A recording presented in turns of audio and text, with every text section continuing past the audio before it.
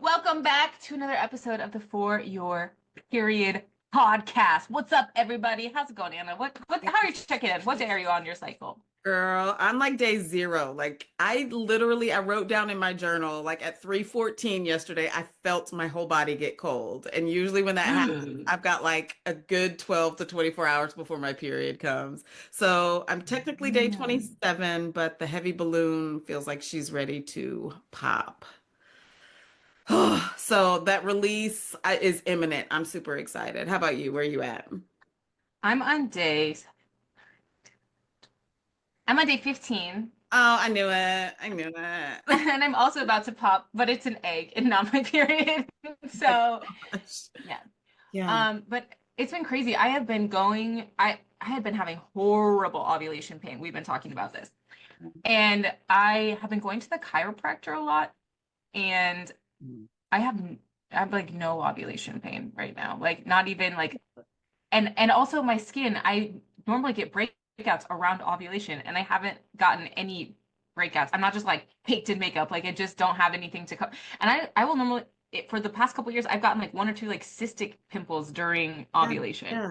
Nothing. Holy shit. Okay, Crystal, if you're listening, you are going to be listening because I'm going to send you this link. She was having a whole ovulation situation the day of our kids are in the Lion King together. And Mm. she was bent over and she's never experienced this. She's really fit, she's a runner, and everything she was describing, I was like, "Oh my gosh, my co-founder bestie is this happens when she's Yeah. ovulating." But she goes to the chiropractor. So, what adjustments do you think are happening that are supporting this? I went to my adjustment the other day and he was talking about how like when everything is finally in the right place, it relaxes the nervous system. And so like your nervous system, like if that soothes, right, that's not like I haven't been waking up as much in the night because I think my cortisol levels are finally coming down. So that's a sign, y'all. I always had to wake up at like 3 a.m. to pee, like Uh-huh. my whole life. That Really? is very bad. That is a very bad sign because that means cortisol is spiking too early. Hmm. Your cortisol is supposed to spike around 6 or 7 to help your ass get out of bed. But Okay. if it's spiking at 3 a.m. because you have to pee so bad, it's because you're too stressed out. And so Yeah. I haven't been waking up as much. But I think it's just like I've finally been going consistently enough to the chiropractor that because also what I was noticing is happening because I think I have an injury from when I like my epidural left like an injury from when I had the twins. And that's very common. And it's something they did not tell me before I got an epidural, which I'm pissed about. And I'll be pissed about forever. That was not medical consent, No, motherfuckers. not But consent. anyway, um, but like my pelvic, but like cavity is it's supposed to sit like this, but it keep like because it's weakened on this side, it'll twist in on itself Yeah. and then be out of like then my hips are out of rotation. And then especially when I'm ovulating like on the right side, it's like pinching. I think it's probably like literally maybe even like pinching or pushing up against something on the ovary or something that's causing extra scar tissue pain build up. And so when things are just like finally starting to sit in the right place. Mhm. So I've been doing that and I have been taking Semaine Health preventatively. So taking their Wow. PMS support, Okay. which just really reduces and I hadn't done that the last couple of cycles. So just taking it like as soon as I started seeing the cervical mucus, I started taking Semaine Health Mhm. like two a day, 2 a day. And then as it's gotten like a little bit more of that crampy feeling, I've been doing more of that. So I took some this morning and I'll probably take some again this afternoon. So, did you tell your chiropractor that you've been having ovulation pain? Okay, Crystal, tell your chiropractor that. And there may It's be, something we talk about every time. Yeah, okay. I always talk to them about like what's going on in like the and then I can start to feel like it's because I could feel like then once I knew what it was, I felt I'm like during the day I'm like, oh, I feel shifted this way. What do Yeah. I do? Like I could start Yeah. to feel it shifting. So I would go back for an adjustment. I'm gonna go today. Just to really make sure everything's like Okay. not getting crunched on itself. But I really think that I've just been going because I did the joint. Shout out to Joint Chiropractic, not a sponsor, but I've been doing their plan where you get like 4 a month and then you can pay for Yeah. extra one. So my We first love month, I the think I joint. went 6 times. Okay. I stand the Joint. Hey Joint, if you do Joint. want to sponsor us, Shout let out. us know. Yeah, Let my us know. husband needs to go. But yeah, this episode is for you, Crystal. Crystal, just for you. Go get the adjustment. Let your chiropractor know that you've been having, well, that I mean, it's just been That this one ovulation cycle pain. for her, but every every time we've met up, she's talking to me about her symptoms and stuff like that. And I'm like, yeah, Yeah. perimenopausal. But this last time was like ovulation. I knew it. I said, are you ovulating? What day are you? And she told me, I was like, oh, yeah, because she felt a little Mm. on one side, and I was like, yeah, that you can feel yourself ovulating. And it's a beautiful thing. Once you start paying attention to your body, you know what she is doing. And she's glorious because your body probably overcompensated for holding two whole lives inside of her. And Yeah. probably once you were literally holding them outside of you, that little hip thing, my mom always told me Yeah, on the side. hips were made for closing car doors and carrying babies. Oh, I love But that. yeah, your body probably overcompensated for that. And And then once you have an injury, you're putting more and more, like your body's trying to protect it, but it almost like keeps crunching it more, yeah, right? So it's like it really needs to be like, yeah, and I can literally feel when my pelvic tilt is off, and that can cause urinary incontinence, that can cause painful sex, that can cause, and like luckily I wasn't having any of those symptoms, but it can cause a lot of other things just when it's not in the right alignment. Because if you think like your bones are supposed to be like this and they're like this, that a bone poking into a ligament or a joint or a nerve or leaning on a something like nerve. Yeah. that's not copacetic. That's not what's supposed to be going on down Okay, there. we're not chiropractors or doctors, but in our medical opinion, Not a doctor. that's not good. Not a doctor, but I don't think that you should be stabbing yourself with your pelvic bone. I feel like that's a pretty Yeah. lukewarm take, honestly. I don't think that's Yeah. But that I'm spicy of a so take. encouraged by the fact that the chiropractic care has alleviated because you're on the struggle bus when you're ovulating. And I never knew that that was a thing Struggle. until meeting you, that you could have Yeah. issues. Like it's some people feel like they've almost got the flu. Yeah. And like for me, it's like I would get like 4 days of like super sexy, like juicy, like, oh my God, I feel amazing. And then the day the egg actually comes out, I feel like I get hit by a freight train and like nothing feels good and my cervix hurts and like my whole pelvic cavity hurts and everything's just like aching and horrible. And Not this did not conducive happen to making before a baby. before kids. I'm like, exactly, literally, guys, if you're trying to make me want to have a baby, make me feel sexier than this. I feel like if anyone touches me with a 10-foot pole, I'll punch them in the face right now. That is not baby making Mm-mm. magic, okay? Not There's conducive, nothing magical about that. not conducive for baby making. No, no, no, no. So yeah, this episode we wanted to chat a little bit about you have to do the shit. You have to do the shit that works. Yeah. And I think this is a really hard topic because been for a long time, there's been a lot of advice out there, and we've been really encouraged to disconnect from our own bodies, Mhm. to offload our opinions about our bodies from an expert, right? AKA, hello, white coat syndrome. Like the doctor will come, they'll tell you just to take birth control, and the rate of birth control that they're increasing for postmenopausal women now because they won't do fucking research on actually figuring out what's wrong. They're like, oh, you haven't had a period in 5 years. We're just going to toss you on birth control to help your symptoms. I'm like, and so it's really easy, and I understand why it's easy to look for that silver bullet solution because Yeah. we're all tired out here. Being a mom in America is exhausting. Being a Yes. mom anywhere on the planet is exhausting. We don't have the support, we don't have the services, and if you want to feel better, you have to do something different. You got to do it. Um, But my so generation talk like talk to us grew up about that. on, Like talk to us about that from your yeah. perspective. Like what's been hard about that? What maybe did you ignore that now you wish you hadn't ignored? Just kind of get into the weeds. Well, my generation grew up on like Tylenol and ibuprofen. And so if anything ever hurt, you could alternate the Yeah. two and you could, and now my gut biome is ravaged. I'm sure my liver is nice and hot and working overtime because I Mm. was like, I would get like the 1,000 pack of Tylenol and like that was like my daily regimen. Yes. And instead of being like, I'm in pain, what is causing the pain? Let me fix what's causing the pain. But I Yeah. thought that these pills were fixing what was causing the pain because the doctor said, Yeah. this is what's causing the pain and this is what we'll do to fix it. And I listened to my doctor. Mm. And I'm not vilifying doctors out there, but but also it again, informed consent. It just wasn't that. And there is a warning that it may cause liver damage, but that's that's if you take too many. That's if you try to OD on the Tylenol, whatever. So it just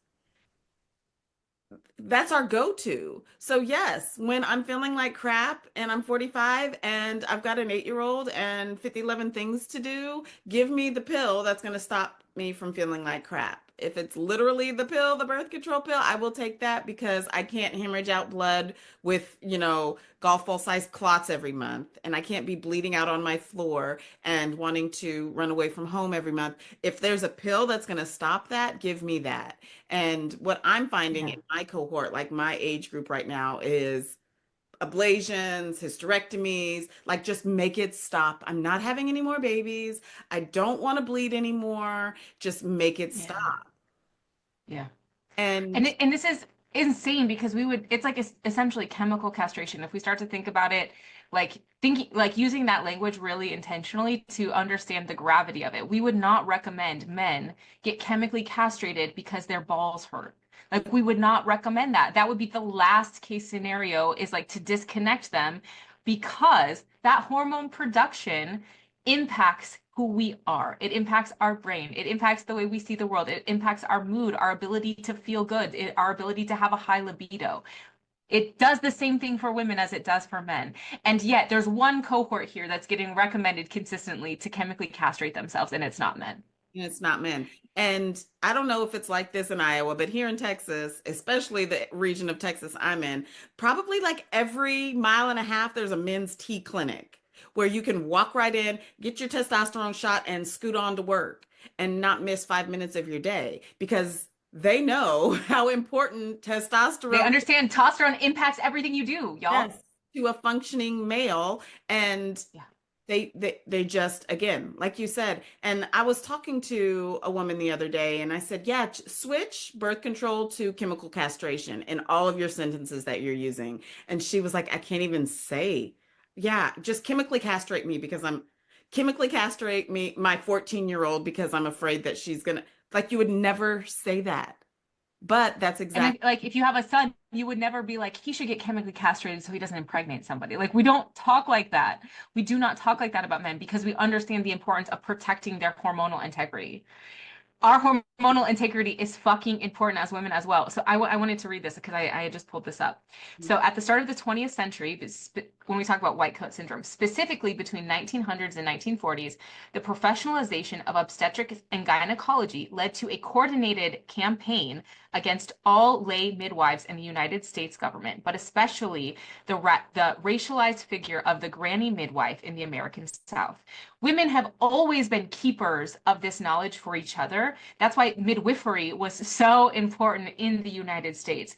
These were the women who had gotten that generational wisdom passed down. They could help you bring your period back if you didn't want to have something going on. They could help you understand what was going on in your body. They would help you through the birthing process. And men were so threatened. The professionalization of obstetrics and gynecology, which was almost exclusively men because women weren't allowed to go to college at that time, were Yeah. so entirely threatened from women being the keepers of their own knowledge that there has been a coordinated effort for the last 125 years to keep women at an arm's length from the information about themselves. So if you feel yourself so confused, yeah, but you also see the thread. It's not that many generations back that women were going to other women and keeping the knowledge for each other so that we could feel really good.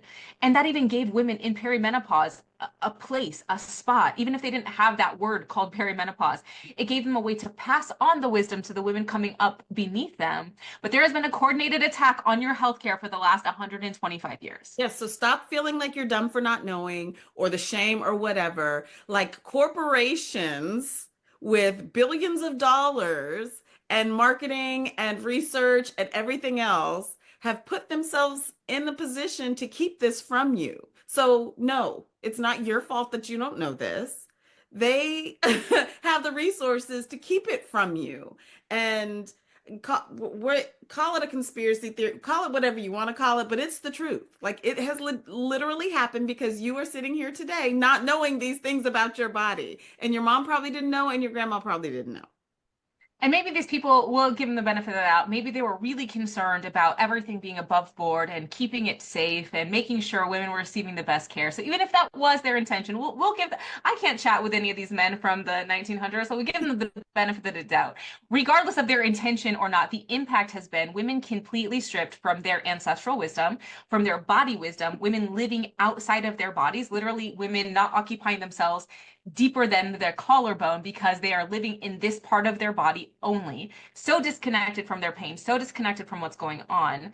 And the result is women in America and in the world, but particularly we're going to focus in the United States of America here in North America, are seeing horrific perimenopause as a result of being so deeply disconnected from their bodies. And Autoimmune and yes, stress related anxiety disorders, cortisol. everything. Yes, yes. Cortisol, yes. Depression, suicide, like all of the things that they're calling us hysterical and it's hormonal. And yeah, you're right, it is hormonal because you have numbed our hormones or stripped us from our hormones, which is what keeps our brain health, our bone health, our muscle health, our gut health, our mental health strong All and of it. firm and robust. You have completely muted that. Alienated it. Yeah. Yes. I think the thing that comes up a lot when we talk to women about this is tremendous amount of defensiveness Mhm. that's rooted in shame. Because when we tell them, hey, it's not supposed to be painful, the amount of women who have looked me in my face and be like, it's, yeah, it is. It's normal. It's normal for it to be like this. And I'm like, what? Why are you fighting so hard To to stay embrace. in Yeah. pain? Yeah. And I think it's because it's super duper painful when like there's a grief that comes when we start to look back and we say, "Holy shit, I Yeah. wasn't advocating for myself." But the thing is, y'all, we didn't know. We didn't know. The first time I got on birth control, I was 16 years old because I wanted to have sex. But I Oops. told everyone it was because my period was bad. Mhm. But Mhm. I just wanted to be a woman expressing myself sexually, but that's pretty gross in the modern world. So can't think about sex, but I can talk about, and I did have shitty periods. So it was honestly very convenient to be like, I have horrible blood clots. I don't have clots anymore. That was a sign that something was going wrong in my hormones. But instead of knowing that, I just covered it up and put a band-aid on it. So we're not saying any of this from a place of like, we're better than you. You don't know what's going on. Like, we've lived this. I was on birth control from 16 to 27. Yeah. Yeah. And my gynecologist told me I could take it continuously, just take it continuously. And that didn't even dawn on me that that bleed I thought I was having was my period was not. It was a placebo, it was a withdrawal effect of not having the hormones going through my body. And that's why I could take it continuously because it wasn't a real period. So, Yeah.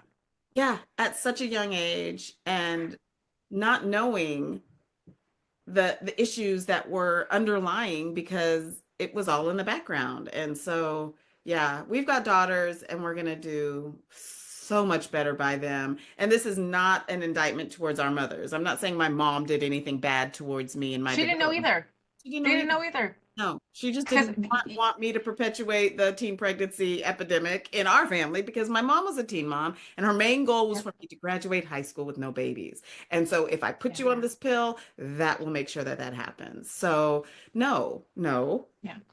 no, Yeah. but we And are, we can see by that timeline, right? Like the last 120, like our moms were all caught in that. Our grandmas were all caught in that. Maybe like your great great grandmother may have like seen a glimpse before then, but then that pain has all then been epigenetically passed down, this disconnection, this distrust of our bodies. And so yeah, give them a lot of grace and give them a lot of love and give yourself a lot of love. But just because we made a bad choice for ourselves doesn't mean we have to keep staying committed to making that choice. it's So like I would love for you to say, what are some of those things that you thought you were doing right by your health in your 30s that you realize now were like, oh my that God. was not helping me. That wasn't doing the thing I thought it was doing. No, crazy hit cardio and not lifting at all. Like I was working as a high school teacher in my early 30s and would get up at 4 a.m. and go to title boxing and almost pass out. Like I was lightheaded walking back to my car to shower, drink like a protein shake, and go be a teacher all day. that was it. Yeah, yeah. And then No matter what phase you were in, oh or were no, you I on didn't birth know what control at phase. I that didn't time? know anything about a phase. So the first problem was I was not tracking and I didn't know that I even had phases. The second one was burn, burn, burn, calories burn. Like in college, we like had a whole Tybo. Do you remember Tybo? Billy Blanks? Oh yeah. Oh Oh my yeah. gosh. Yes. And I was like, I have to do this. I have to, we're going to Cancun. I have to drink Slim Fast shakes and go to Tybo every day. Like it was like looking back now, I just picture myself like with my foot on the gas, revving the engine at all times and never putting fuel Yeah. or oil into it. And it Yep. was just because I thought that's what you were supposed to do to stay healthy. Because I wasn't in like high school sports and, I wasn't active like I was in high school. So in my Yeah. 20s You and have to do 30s, something. I had to compensate for that. And Yeah. I remember like because the messaging that we received is like, oh, be thin and that will make you healthy. And so because I was dating my body, like the signs were signing. My ex-boyfriend in college was terrible. And so I would gain weight every year during the school year and I would lose 20 or 30 pounds in the summer no way. pretty easily. But it's like my body was like physically getting bigger to protect myself. But I remember this one summer I was obviously binge drinking all the time because I was a college student who didn't have the emotional support that I needed. And so I would when I would log everything in my fitness pal, including my alcohol calories. Yeah. And Yeah. so I was eating 1,200 calories a day Oh, with enough space to get drunk. yeah. Yeah. So like 5 to 600 alcohol calories a day. And So I was eating like 600 calories a day. I love how you're saying this like this is horrific because it all makes sense to my 20-year-old self because yes, that's what we were told to do. Like, yeah, Yeah. And obviously be smart about it, girl. Put in your cocktails like count that in at the beginning of the day so then you know how much I'm just like, how much less food you should eat during the day. because hashtag gym goals. Like what the fuck, you guys? This is just Yeah, so we're not saying this from a place of like being snooty and like we're just better than you because we know like I didn't know these things. no. And I gave myself a whole autoimmune disorder doing that, y'all. So please, please, my 20s and 30 babes that are listening right now, don't do that shit. Don't do it. Stop doing Don't it. Stop do doing it. it. So know that you have 4 phases and track them and shift your workouts accordingly. And if you are a hit cardio girl, I'm not telling you not to do hit cardio. I'm not saying that. I am saying to make sure that your Adding some weight. bones and your Weight. muscles are nice and healthy too by lifting and feeding it good Yeah. things and And that's the important thing of having the hormonal fluctuation of living with your menstrual cycle is that when you have higher estrogen, so estrogen is similarly protective in the way that testosterone can be for men, right? It like can be like holding on to that muscle strength, that bone density. And that's why men don't see as much of a drop off even when they go through their own menopause, they go through something similar where like they're not creating the same levels of testosterone, but they don't have the same drop off that we do from estrogen. yeah. So if you already know like that drop off is going to can lead to issues in your body and you've already stripped it out of your system for the for the previous 20 years, that is going to lead to all kinds of conditions that we're just starting to learn about, right? So we're understanding now a really strong correlation with osteoporosis, which is when like your bones weaken because of a lack of estrogen. We're now also seeing how protective estrogen is in the brain for long-term memory formation. So women with full hysterectomies are having higher rates of Alzheimer's. Like there is a tremendous cost that we are bearing out on our bodies from the privilege of being able to pick when we wanted to be pregnant. Yes. Whereas we should have always been regulating men's bodies because they can get someone pregnant every single day. We can only get pregnant 5 to 6 days Like a 50 month. times a day. They could just have a whole revolving door. Like as soon as They they could can, yes. honestly, I think we would need five good men and we could populate the whole earth. We just send sperm samples out because they can just keep getting everyone pregnant. Like we don't even need that many of them. They make so many sperm. They just make a lot. They make billions of sperm. Billions of So sperm. yeah, so we're like really seeing these consequences. And so it's time for us, and we know this is going to take time, which is why we're starting these things now and we're having these conversations now. But we really have to reclaim and we have to take back the thing that has been stolen from us, which is our body wisdom, our cyclical selves, and really understanding that these things have long-term consequences. You spend 40% of your life in menopause Yeah. on Yeah. average. And If did you not know feel that. like Yeah, I didn't either. Because we all just think like once you turn 50, your ovaries fall out and then you die and no one wants to have sex with you ever again and you're not even really important. Like I'm like, ew, ew. Why is Fear, that woman in her yeah, 50s on a movie? But a yeah, guy in his 50s, I was like, ooh, silver fox. Like, what? yeah. What the fuck? Mhm. So it's time for us to have a cultural moment of reclaiming this because we have to. We This do. is we have We're to. not some like radical, crazy chicks right here. We're not expecting you to be like super militant about this, but it is your whole body and your whole life. And when I realized I was in perimenopause, I felt a sense of sadness, and everyone was like, it's okay, you've got a kid. I was like, it's not about making a baby anymore. It's about that I feel like shit, and this could last for 15 years. That was my sadness. Was like, I'm supposed to feel like this for 15 years? Like my kid's gonna be off in college or graduated. I'm gonna be like, no, Yeah. that was my sadness. I was like, I have to figure this out. I have to do something differently because I Yeah. cannot go through what I went through like the past 6, 7 months, not knowing what was going on. I could not do that for 15 years. I would And be. being on the sidelines as a person who loves you so dearly, like it shifted your energy so completely. It just because I could feel like the sadness of like my body is not doing the thing that it's supposed to be doing And I feel because like of I know she's good and I know she's working really hard to figure this out, but I don't know what the hell's happening. And that was the scary part is I don't feel like myself and I don't know how to feel like myself because all the stuff that I did in my 20s and 30s to feel good, that is making me feel worse. Like walking, I'm running with a weighted vest. No, bitch, no, that's not happening. No, don't do that. Because no thank you. the drop in my feelings halfway through the day, I would be like, I just want to be in bed. The only thing that Yeah. feels good is watching the Golden Girls in bed with no, Hmm. like that was it. No problem. And I can't do that. And now I get why women leave the workforce and why they're pushed out and why they're judged and criticized and being like docked on their evaluations and things like that. Because we're not sleeping at night and that adds to the brain fog that we already experience. And we're it just feels like your body's been hijacked and you feel like it's your fault. You feel like you need to eat less and work out more and just get over it. You're fine. Take an antidepressant or whatever it is. When no, I needed to tweak the supplements that I was taking. I needed to add heavy weights to my workout. I needed to make sure that I was being consistent in my workouts. And so, Yeah. luckily, I've got a super, super supportive husband who has been on this ride with me and has just been like, okay, let's try this. And okay, we'll do that. And you giving me grace for forgetting stuff or sending emails out with the wrong stuff in it. And like, I was just, girl, I was just, I don't know, walking in a fog and feeling like shit. And that's, that does not have to be your reality. And it's not And sustainable. we're so close to this, and we're so close to this, and it still took you lost 6 months, lost, like Yeah.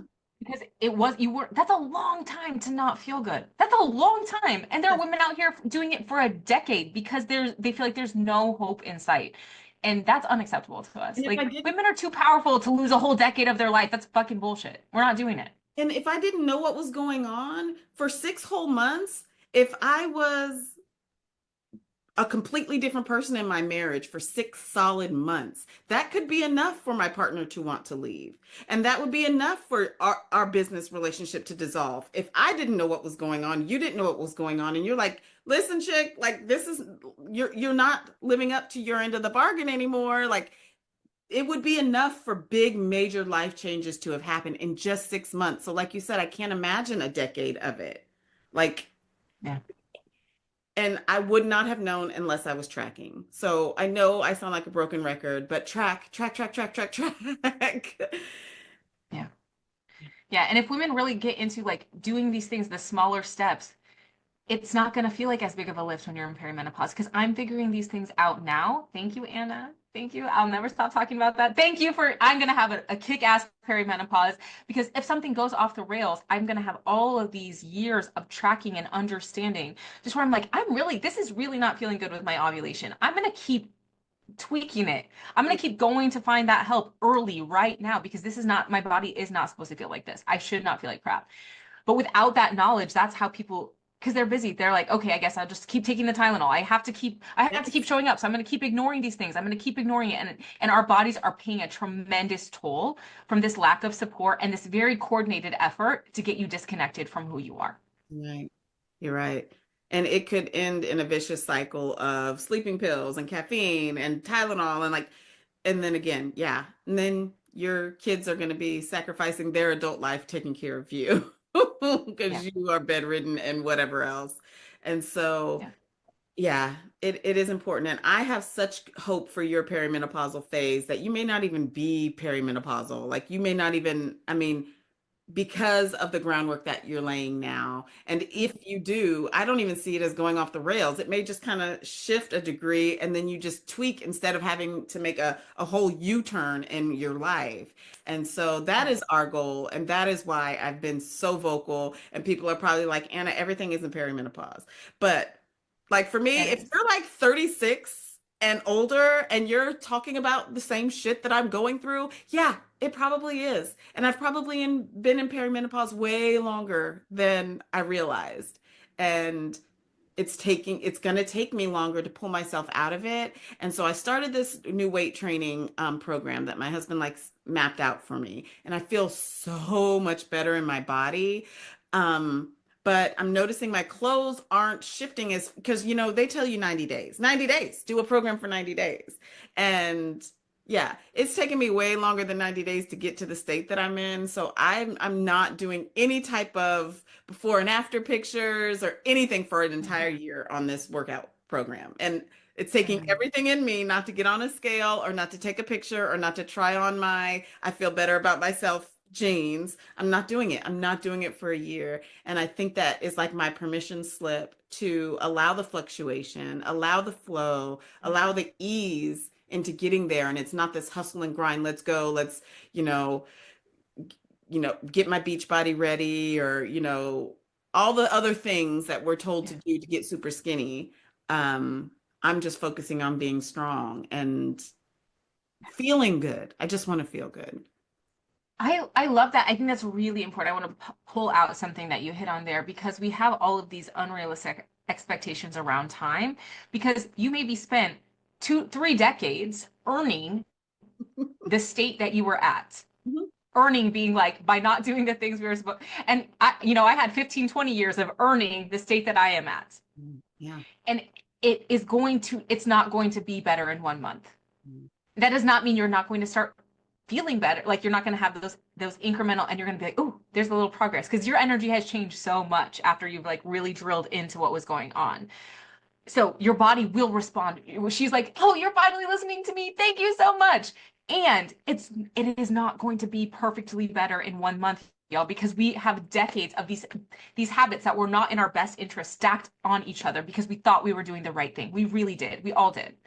So it's just going to take a little bit of time, which is why the earlier that you start on this, the earlier you start unpacking and relearning, the better your perimenopause is going to be. Yes, because you already have shitty habits. Just replace them with better habits. Like it's not adding anything to your plate. It's just crowding out the crappy stuff with the Yeah. good stuff. That again, I always say, like the perimenopause fairy, when she comes to your table with that bill, it's going to be way too high if you are not taking care of your body the way she needs to. That's a post. That's a swipe post right there. Like the perimenopause fairy. She's gonna come. The dead. We don't escape it. You don't escape it. So you can keep pushing it off. You can keep pushing it down the hill. It is going to come for all of us. Mhm. This age, if we stay long and alive, if we have the luck to stay alive long enough, Yeah. every woman on the planet will go through menopause. Yeah. And it can And be you'll be dealing with the ravages if you do not get it together. uneventful. You could be hit by a truck, or it could be completely uneventful and your period just stops one day. And that's what I And hope. I've heard women talk about like Kim Anami, she talks about that as like, yeah, I went through perimenopause, but essentially it just stopped and it was fine. Because I have been she's been shooting ping pong balls out of her hoo-ha. She's like, menopause who? I'm just like, Fair. I'm just here lifting things with my vagina. I'm like, love that for you. Thank you. what an example for us to follow. But it is possible. It is possible. There are women all around the world who have stayed closer to that ancestral knowing, who have not had the same impacts of perimenopause. Yeah. So it's possible. I would love to talk about, as we wrap up, um, women who aren't feeling heard or seen with their medical practitioners, or maybe aren't on insurance to go in and have these big lab test stuff done. Like, what are some things that you can do that are free 99, that are low lift, light lift things? Like, what can you do to kind of reclaim this power over your body and your health? A phrase that I love for the doctor, like if you have like your whatever your normal insurance is and you're going into your provider and you're like letting them know you don't feel good and they still don't want to run tests, my number one favorite phrase is please document that. Please document your unwillingness to run this test in my chart. I Mm. need that documented. That I've requested this test for this reason and you refuse to run it. Mhm. Because if you say that to a doctor, I have had a 100% success rate with it because you are setting them up for medical malpractice. Yeah, I love If that. if if they do not do the thing and it's in your notes and then later you have ovarian cancer or you have a thing or you have a something and God forbid that's the reality, but if they don't do the thing that you ask them for as they are your provider, we forget that a lot. We keep them in business. So even like that come from for like how you look at your medical provider, Mm. you are going to a service as if you were going to a haircut. You're not going to go into a haircut and pay for the haircut that you didn't fucking want. You say, you didn't do my hair right. Yes. So asking them, please put the fact that you refuse to run this chart. I've asked you for this. I want my hormones tested because I want to see what's going on with my body. Please put that in my chart that you refuse to run the test that I've asked for. And then you sit there like this in the doctor's office until you see them either cave or put a note in your chart. And then I want a copy of that, please, in my chart that I can see online. And I would like a copy of that printed off today. Alex, listen, there are too many people pleasing women out there. So you take somebody with you who will say that, or you call one of us and have us on speakerphone and we will say I'll that. call you. If I'll you're be too like, pretend I'm scared, your, because yeah. again, there was a whole campaign back in the early 1900s to make sure that you only listen to a doctor and not a doula and not a midwife and not a And not chiropractor. your own damn self. I don't know, your own body. God Yes, forbid. so I get it. I get that doctors seem like a place of authority, an authority figure. So take somebody with you on your appointments and have them write it in a note in your phone that they can read out and say this thing. And if you don't feel like you could stand up to a doctor that way, because I know my Yep. 20-year-old self or my 30-year-old self would not have been able to do that. But now I would. So Yeah. Yep. advocate. So say something like that, and then like we've got a lot of free resources in the Agenda Period app that actually take you through. So like finding a cycle check-in, and there's a whole range of products that are in our cycle store that really do lead to great outcomes. And so it could be something as like, okay, maybe this is $50, but this is an investment. I'm going to start seed cycling as step one because that's cheaper than going to an out-of-pocket running my labs person that may be a couple $1,000s out of pocket, right? So start with some of those cheap or low cost things as a first resort until you feel like you're starting to get a little bit of that support and knowledge. So I would say there's lots of great free resources if you're not in that place right now, or maybe you're like have on that lower budget because life is expensive and everything's expensive right now. So there are still really great resources to get people started if they don't have that option to go to a practitioner or a provider right now. I love that. We have a period planning guide that's free and a peri planning guide that's free. So if you feel like you're in perimenopause, we'll drop the link in the show notes. Download our free guides, whether it's peri or period or take both, whatever, and Yep. just start following that guide. It's Yep. we've laid it all out for you because, like we said, we live this. So yeah, download our planning guides to help support you for free, y'all. Hooray! Awesome. I think that's a great place to put a pin in it. But just know there's a way to come back to yourself. There's a path. There are other women walking this path that are not just us. We love to keep supporting and cheering out those resources because this is really going to take a global movement of women being like, enough is enough on that though. Thank you. It's like we need like the global version of that. Can you please put that in my chart that you refuse to support me? Like, Yeah. Oh, that could even be a good one with your husband. Please document this, that I am asking you for some very specific hormonal support and you are unwilling to make an accommodation for me. I'm gonna put that in our notes. No, And then when I ask you for a divorce later, I will send you the log. Thank you. Thank you. So, on that note, have a great day, everybody, and we'll see you next time on the For Your Period podcast.